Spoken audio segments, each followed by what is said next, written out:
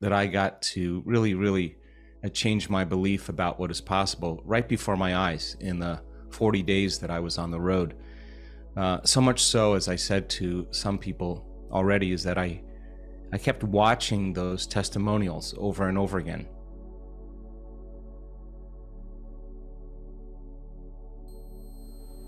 Hello and welcome to the Pacific Channel, where we learn about the law of attraction, how to manifest anything you want, meditation, and more.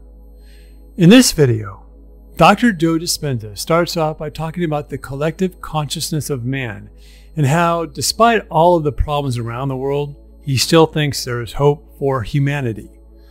We live in a very diabolical time right now. There are lots of people suffering from war, famine, oppressive governments, tyrannical actions against citizens and farmers everywhere, and the threat of energy and even food being cut off for a lot of us. And yet, at the same time, more and more of us are finding out who we really are and our ability to change reality through the power of our thoughts. What we must first do is understand who we are and the power that we have to create our own reality, regardless of what the globalist governments try to do to take away our freedoms. What the work of Dr. Joe proves is that we no longer have to fear dis-ease. We don't have to buy into the fear-mongering rhetoric and narrative any longer. We are free. You are free. You can heal anything when you know how. One who is connected to source energy is more powerful than millions who are not. When you figure out just how powerful you are to heal anything, then you are free. Then you are no longer dependent upon big pharma or big government trying to keep you safe and healthy. They were never very good at that job anyway. That's the deeper message to what Dr. Joe is saying today.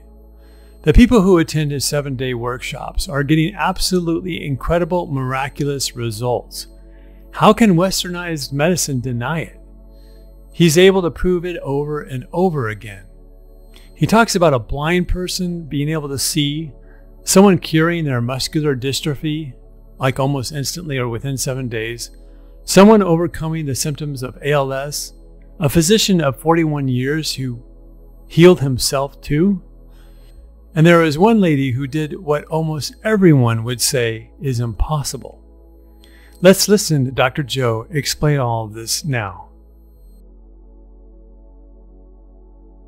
There has been such talk over my entire lifetime that we are living in a time where there is the coming of a new consciousness. And, you know, at one point, based on what history has shown us, is that there may be one individual that has an elevated consciousness that, you know, attempts to deliver a message to empower people, that they can connect to God, to connect to source, to connect to oneness, whatever you want to call that. And we're at such a time right now where I'm very clear that the coming of a new consciousness is a collective consciousness. It's that an elevated consciousness is for everybody, and that emergent consciousness allows human beings as a species to begin to behave and function and live in different ways. And that's an exciting time.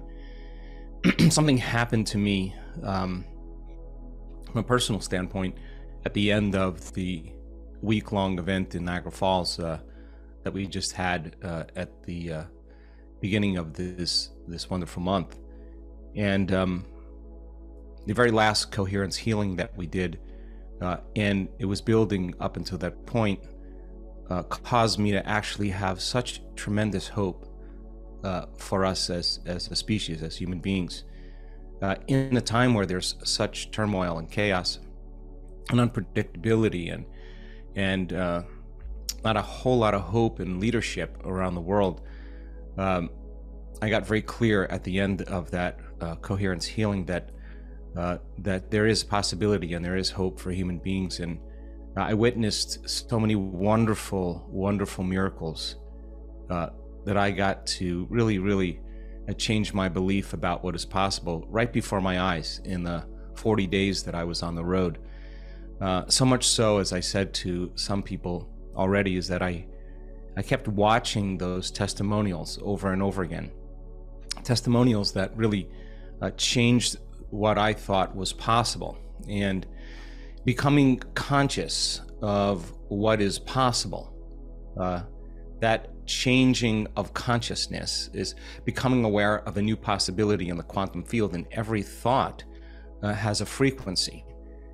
And so as you start witnessing the people healing themselves from blindness, as an example, or I was so moved by someone who changed his health condition that I've never seen, or most physicians or healthcare providers had never seen, or researchers seen something like muscular dystrophy change in 7 days. And watching this young man walk, I watched it over and over again because I didn't want to forget what was possible.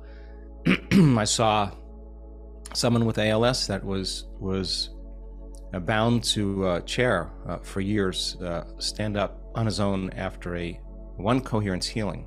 He was never touched. He was never given a drug. He never had any type of surgical intervention. Something happened to him inwardly that changed his ability to be able to move around, and he was convicted and believed that his healing was more possible after that moment, that he could fully heal. The same with the young man with muscular dystrophy. Now he knew, after that experience, he knew. Those wonderful women that were able to see at the end of a week-long event, they all said they never doubted after that point, that they believed in that possibility. I watched a physician, 41 years in medicine, have a large tumor in his spine 21 years ago, and go in for surgery as a doctor, and they put a mechanical stent in there, and he lost a lot of function and sensation in his lower trunk and his legs. He stood up in front of an audience, and after his first coherence healing, he could not stop talking about the amount of love that he felt from that experience. It wasn't something like he was trying to feel love, or somehow the collective group, somehow their energy was love, and he experienced it. They connected him to their energy, and he kept talking about how much love he felt from the event, from that moment, from that experience. And I had to remind him that the audience was waiting for the outcome of what happened in three-dimensional reality, and he was walking around again with so much more sensation in his body as a side effect of that one moment that brought him out of the past into the present moment, and he experienced wholeness in his body. His body got some type of upgrade. 41 years as a emergency room doctor, where nothing else was working for him. It wasn't matter that was going to change matter. Somehow energy was informing matter. Those type of things that the collective becomes aware of, you and I. The audience was witnessing truth right before their eyes. Now, that possibility in the quantum field, the thought that it's possible, that healing is possible, produces a frequency or an energy. We become conscious of another possibility. We change the energy of the quantum. That's a different signal in the field. And collectively, when enough people do that, and they're aware of that consciousness, that idea that something could actually change when they change the way they think, act, and feel, and they could actually get back to wholeness and order, is not just speculation. It's just not philosophy any longer. There's evidence right before their eyes. There's a change in consciousness, and I had so much hope at the end of Niagara Falls when I watched people. I watched them during their walking meditations with a crutch or a cane. I watched them every single time they were out there. They certainly could have stayed in their room and excused themselves because of their limitation or their handicap, but they showed up, and that means they must have believed something was possible. Their journey wasn't really like, this doesn't work, I give up. They were always looking to see what if I could change something about myself. If I change, then something should change within me. So their emphasis wasn't on healing, their emphasis was on change. And they had their moment during that last coherence healing. And I watched one man who I watched the whole week saunter up the center aisle at the end of that coherence healing and drop his crutch off and hand it to me and walk back with very, very little limitation. I watched a young girl make their way up, and same thing, very moved by some experience. And another person after that had some type of limitation, possibly a stroke, who I watched all week long walk up and walk back normally. I had such hope for us as human beings that I was so excited about what we're capable of, what's possible for all of us. And I always watch those scenes over and over again in my mind, or at least in their testimonials, because I don't want to forget. It's so easy to be programmed and to forget how unlimited we actually really are.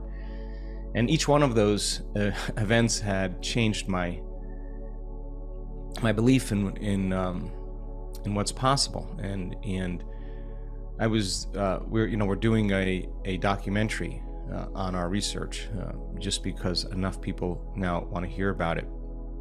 We have enough evidence to say that this is possibly a scientific evidence that shows it could be the truth.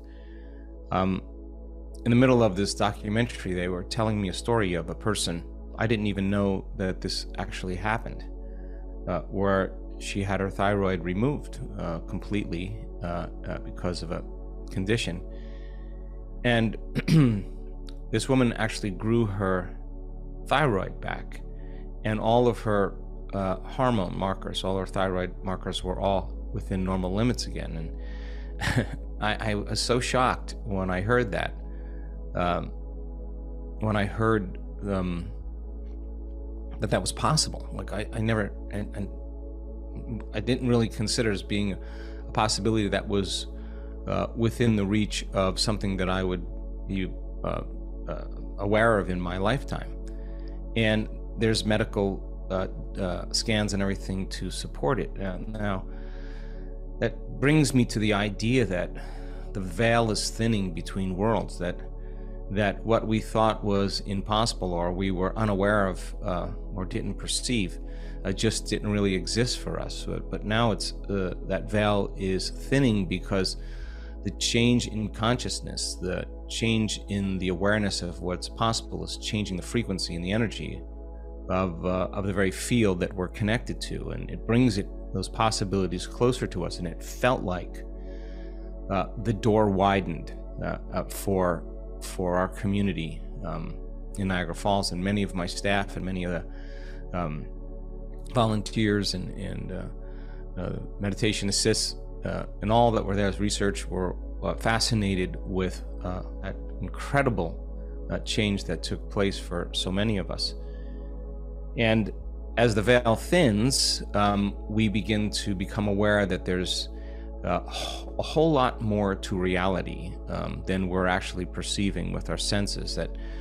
That many of those people, by their interaction with energy and frequency, and them striving to connect to it or surrendering to it or whatever their process was, that event put them in a new body.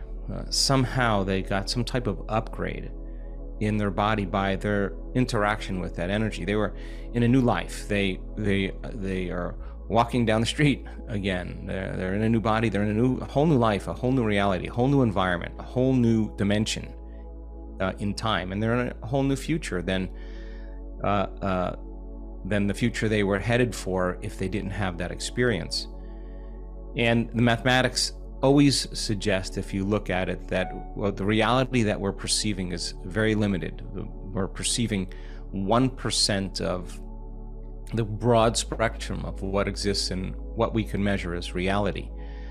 And it just happens to be the frequency or the wavelength of light. And that light is red, orange, yellow, green, blue, indigo, and violet. It's the spectrum of the rainbow.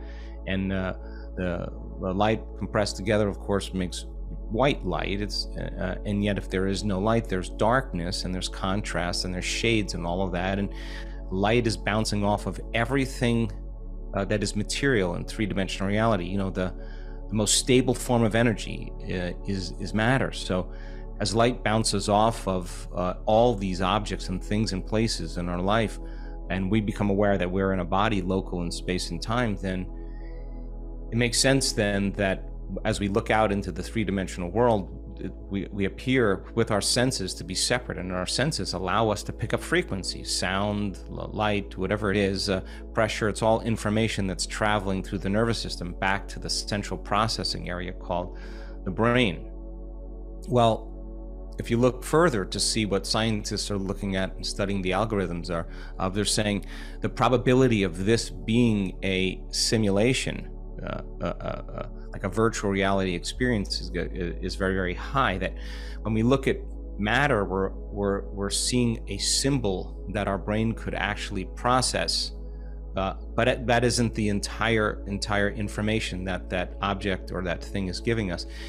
We're perceiving with our senses just the symbol of it, that is that stable form of frequency that has a consciousness called matter. And so the other 99% of the frequencies that exist that we're unaware of is indigenous and is made up of both within matter and all around matter. It's a field around it as well. And so as we begin to interact with frequencies and energies, and we begin to entrain our nervous system back to more order, that veil that exists between our perception of what's real and the other 99% of possibility that we're unaware of, causes us on some way, shape, or form to see or perceive a greater aspect of reality. And so what an amazing time for all of us to live in, because what we're asking our community to do on a regular basis is to become aware of a possibility that exists as a potential in the quantum field that you... So a woman had her thyroid removed, and then she grew another one back. Let that sink in for a moment. A woman who had her thyroid cut out of her body regrew another one. Now, if that doesn't blow your mind, nothing will. And Dr. Joe said that they have all of the supporting medical scans to prove it.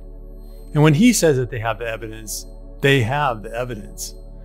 I've heard from the law of attraction teacher Abraham that if you lost an arm, you're so powerful that you could regrow another one if you believed it. But most of us don't believe that that's even possible. When people start to wake up to the power that they have within themselves to truly create whatever they want, everyone will be able to start to do it. We won't need any help from AI. We'll be able to manifest a new body part from the quantum field of energy. We'll be able to do it ourselves.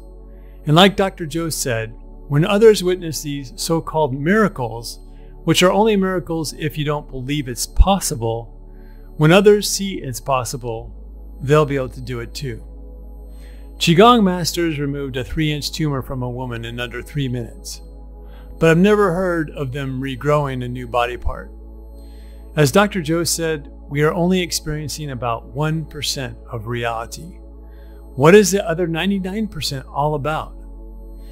The advantage to healing yourself and doing this work yourself is that you aren't dependent upon a doctor or a Qigong master, a Reiki healer, or an EFT practitioner. When someone else does it for you, what it means is that whatever it was might come back. But when you learn how to raise your vibration to the new level of thinking and being, no one can take that away from you. Now is an amazing time to be alive. If you like this video, please like and subscribe. And if you haven't done so already, please subscribe. And now, in the comments below, let us know what you think about human potential. Have you ever seen a miracle happen in your life? If you have, what was it? Thanks for watching and have a great day or night.